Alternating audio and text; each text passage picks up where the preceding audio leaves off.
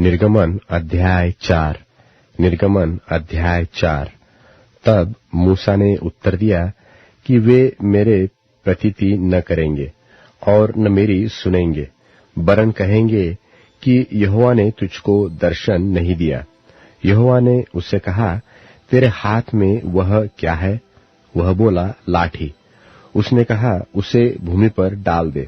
जब उसने उसे भूमि पर डाला तब वह सर्प बन गई और मूसा उसके सामने से भागा। तब यहोवा ने मूसा से कहा, हाथ बढ़ाकर उसकी पूंछ पकड़ ले कि वे लोग प्रतीति करें कि तुम्हारे पितरों के परमेश्वर अर्थात इब्राहिम के परमेश्वर, इसहाक के परमेश्वर और याकूब के परमेश्वर यहोवा ने तुझको दर्शन दिया है। जब उसने हाथ बढ़ाकर उसको पकड़ लिया तब वह उसके हाथ में फिर लाठी बन गई। फिर यहोवा ने उससे यह भी कहा कि अपना हाथ छाती पर रखकर ढाप। सो उसने अपना हाथ छाती पर रखकर ढाप लिया। फिर जब उसने उसे निकाला तब क्या देखा कि उसका हाथ कोढ़ के कारण हिम के समान श्वेत हो गया है।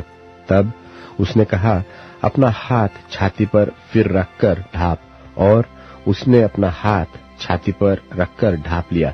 और जब उसने उसको छाती पर से निकाला तब क्या देखता है कि वह फिर सारी देह के समान हो गया है। तब यहोवा ने कहा, यदि वे तेरी बात की प्रतीति न करें और पहले चिन्ह को न माने तो दूसरे चिन्ह की प्रतीति करेंगे। सो यदि वे इन दोनों चिन्हों की प्रतीति न करे और तेरी बात को न माने, तब तू नील नदी से कुछ जल लेकर सूखी भूमि पर डालना, और जो जल तू नदी से निकालेगा वह सूखी भूमि पर लोहू बन जाएगा। मूसा ने यहोवा से कहा, हे मेरे प्रभु, मैं बोलने में निपुण नहीं, न तो पहले था और न जब से तू अपने दास से बातें करने लगा। मैं तो मुंह और जीभ का भद्दा हूँ। यहोवा ने उससे कहा, मनुष्य का मुंह किसने बनाया है? और मनुष्य को गूंगा व बहिरा व देखने वाला व अंधा मुझ यहोवा को छोड़ कौन बनाता है? अब जा, मैं तेरे मुख के संग होकर जो तुझे कहना होगा वह तुझे सिखलाता जाऊंगा। उसने कहा, हे मेरे प्रभु, जिसको तू चाहे उसी के हाथ से भेज।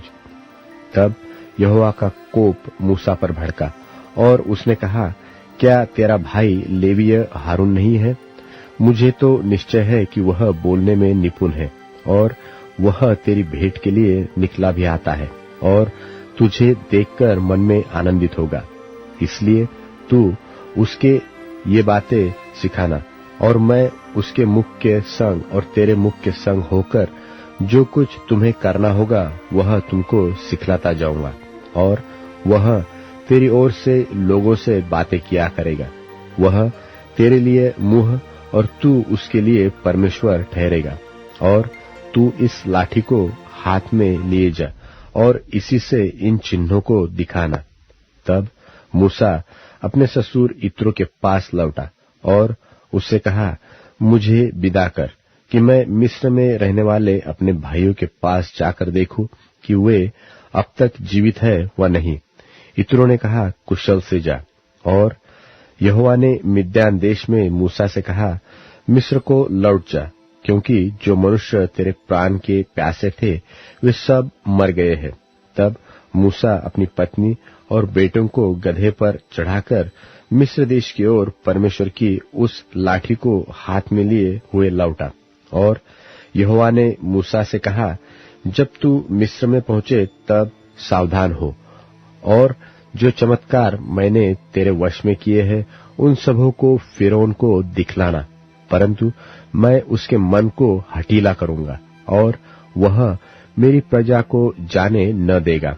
और तू फिरौन से कहना कि यहोवा परमेश्वर यो कहता है कि इस्राएल मेरा पुत्र वरन मेरा जेठा है, और मैं जो तुझसे कह चुका हूं कि मेरे पुत्र को जाने दे कि वह मेरी सेवा करे, और तूने अब तक उसे जाने नहीं दिया।